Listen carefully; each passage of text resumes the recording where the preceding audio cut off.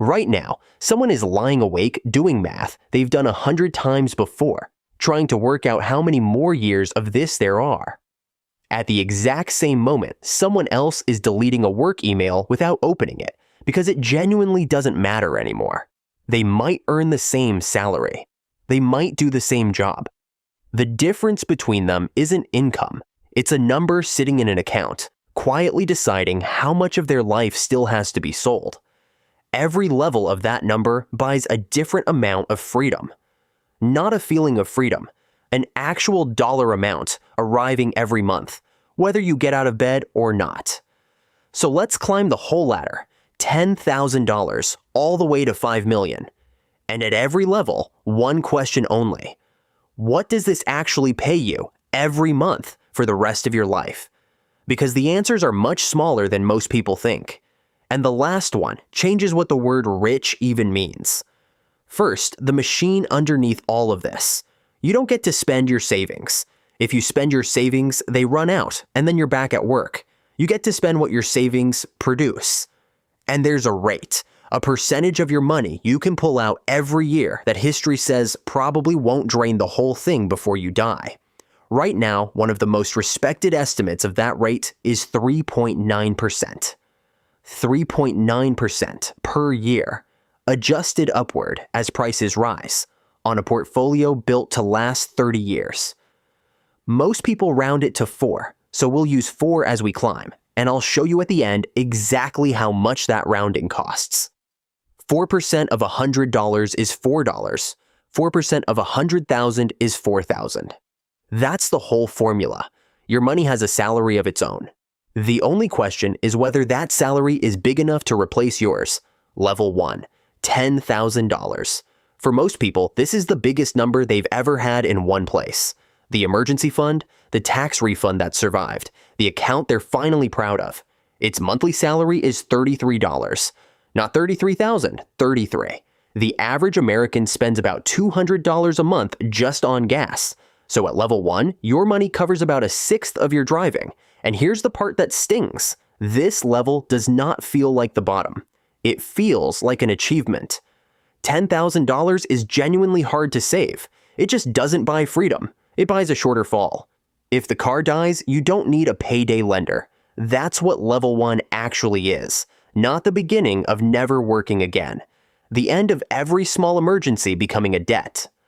Level 2, $50,000. You are now, statistically, doing better than most working Americans your age. The typical 401k balance in this country is around $44,000. That's the median. Half of everyone with one has less. $50,000 pays you $167 a month, which is, almost exactly to the dollar, the average American's car insurance bill. Stop and sit with that. The account that took you a decade to build now covers your car insurance. Forever, yes, but only your car insurance. This is the level where most people quietly discover that the finish line they'd been picturing was never a finish line. It was a bill being paid by something other than them. Level 3, $100,000, 6 figures. The number people post about, the number that supposedly changes everything. It pays you $333 a month. The average American household spends $338 a month on health insurance. So your 6 figures, the milestone, the screenshot, the years of restraint, buys you health insurance. Not the doctor, not the medicine, the insurance. And yet something real does happen here, and it isn't about the money. At $100,000, the growth starts outrunning your contributions. In a normal year, this account earns more than you can save into it. For the first time, you're no longer the main engine. You're the passenger. That's the actual milestone at level 3. Not freedom, but the moment the machine starts doing more of the work than you do. Level 4. $250,000. Now the monthly number stops being a joke. $833 a month. The average American household spends about $847 a month on food, groceries and restaurants combined, everything they put in their mouth. At $250,000, your money feeds you every month for the rest of your life without you doing anything. That is genuinely remarkable. and it is nowhere near enough to stop working. But something else happens at this level, and it's psychological, not financial. $250,000 is the first number big enough to make a bad job survivable. Not optional, survivable. You can absorb being fired. You can wait for a better offer instead of taking the first one. You can say the sentence out loud in a meeting. The money hasn't freed you. It's just made you harder to threaten. Level 5. $500,000, $1,667 a month. That's roughly 3/4 of what the average American household spends on housing. Read that again, because it's the most important sentence so far. $500,000, the number most people will never reach, does not cover the rent. It covers most of the rent. And this is where the fantasy and the arithmetic finally have their argument. Because $500,000 sounds like retirement. It sounds like a house paid off and a quiet life. What it actually is 3/4 of one line item. The other lines, food, transport, insurance, power, everything, are still yours to earn. Level 5 is the level where people stop asking how much they need to be rich and start asking how much they need to be finished. Level 6, $1 million. The word itself does something to people, millionaire. Here's what it pays, $3,333 a month. At the more careful rate, 3.9%. It's $39,000 a year. The average American household spends about $6,500 a month. So $1 million covers almost exactly half of an average American life. Half. The most famous number in personal finance, the word people use as a synonym for rich, is a 50% solution. You could stop working at $1 million. Millions of people would love to. Some do. They just do it by living on half of average, a smaller place, an older car, a much quieter life. And calling that the price of never having a boss again, which honestly might be the best trade in this entire video. But it is a trade. It is not the finish line people picture when they say the word millionaire. Level 7. $2 million. Now watch this, because this is the number the whole video has been walking toward. The average American household spends $78,535 a year. $2 million at 3.9% produces $78,000 a year. You are $535 short. $2 million, twice the most famous number in money, buys you the average American life.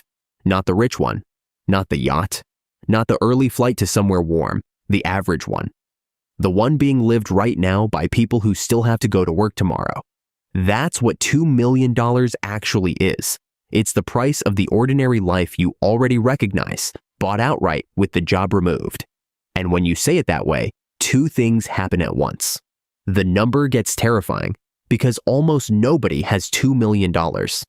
And the goal gets clear because for the first time, you're not chasing a lifestyle. You're just buying back the hours.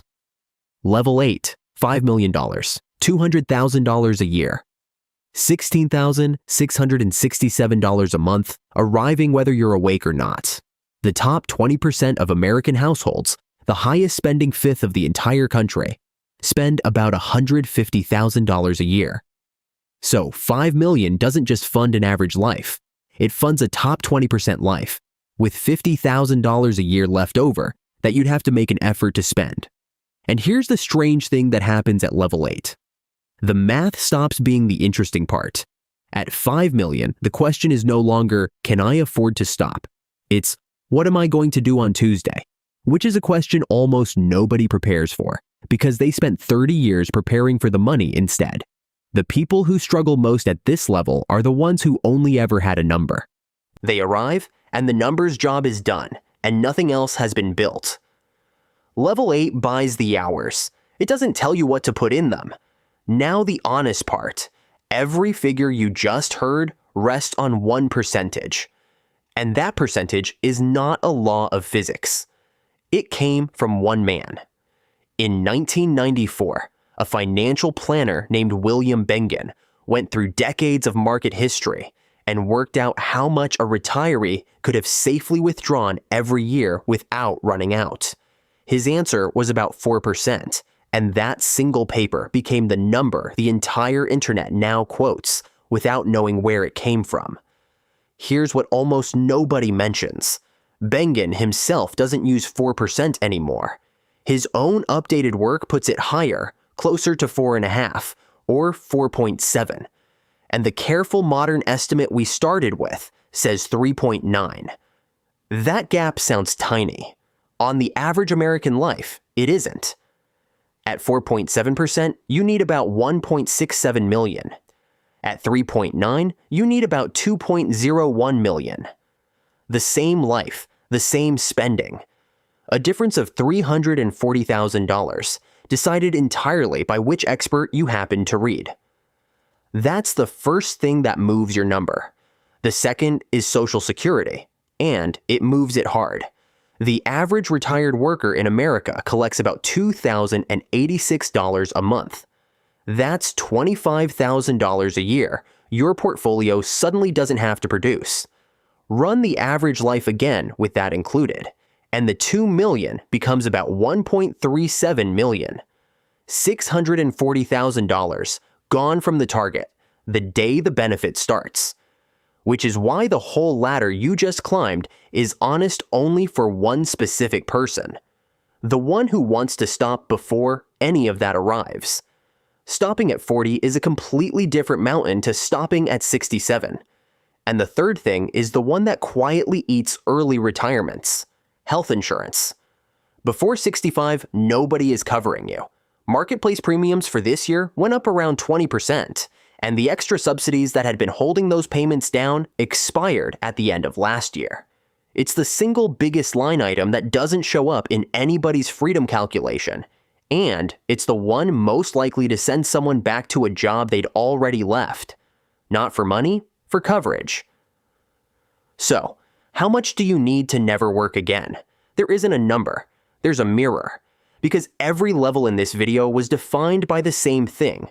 Not how much you have, but how much your life costs. Which means there are two ways up this ladder, and only one of them gets talked about. You can raise the top, earn more, save more, invest more, climb. Or you can lower the bottom. Watch what that's actually worth. Cut $100 a month out of your life. Permanently, not for a month, not as a challenge. And you have just removed about $30,000 from the amount you need to never work again. $100 a month. $30,000 off the mountain. Go and find $30,000, or stop spending $100 a month. Those are the same move. One takes years and permission from other people. The other starts on Thursday. That's why two people on identical salaries end up in completely different lives. One still doing the math at 2 in the morning, one deleting the email without reading it. They weren't playing for the same number. One was trying to afford everything. The other worked out what he actually wanted, priced it, and went and bought it back. If you're the kind of person who wants to understand how the money actually works, not just be told to save more and hope it adds up, then you're in the right place. That's what becoming rich and wealthy is for. Every week, we break down money, investing, wealth, and the financial mechanics most of us were never taught in school. So, if that's the journey you're on, subscribe to the channel. There's a lot more worth understanding. And here's the part that makes this whole ladder feel different once you see it. Every level you just climbed changes something you probably never thought about. Not just what you can afford, but how you get treated. The same bank, the same branch, the same person behind the counter behaves completely differently depending on which of those levels you're standing on. I broke that down level by level in the video right before this one. How banks treat you at every level of wealth. It's the other half of this exact ladder. Watch that one next, and I'll see you there.